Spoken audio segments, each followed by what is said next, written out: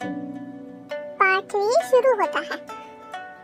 लेकिन सविता के दिमाग में तो कुछ और ही खिचड़ी पक रही थी। वो पंडित जी के पास कुंडली लेकर जाती है, उन्हें पैसे देकर करिश्मा की कुंडली बदल देती।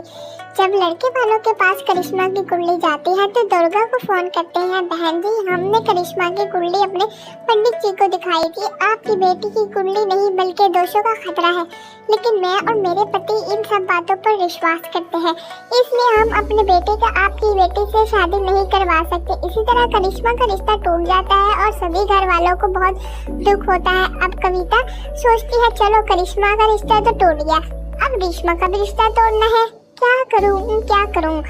अब सविता आवाज बदलकर किसी अननोन नंबर से रेशमा के होने वाले ससुराल में करती है। हेलो, मैं कौन हूँ कौन नहीं आपके लिए ये जानना जरूरी नहीं, बस इतना सुन लेंगे करिश्मा का 2 साल से किसी के साथ चक्कर चल रहा है।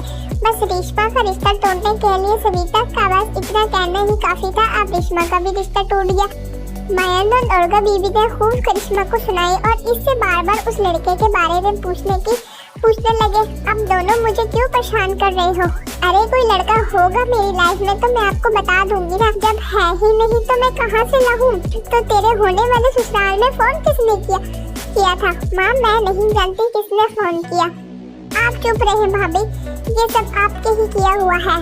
आप तीनों बहनों को शक हो जाता है ये सब उनकी भाभी ही कर रही हैं। अब तीनों बहनें अपनी भाभी को सबक देने के लिए घर में एक वकील कर लेती हैं और घर में हिस्सा मांगती हैं। देखो भाई, माँ बाप के जायदाद में जितना हिस्सा भाई का होता है इतना बेटियों का होता है, इसलिए इस घर के 4 हिस्से होंगे, हमें अपने हिस्सा चाहिए। माँ तुम्हारे लिए क्या नहीं किया और तुम इस घर में हिस्सा मांग रही?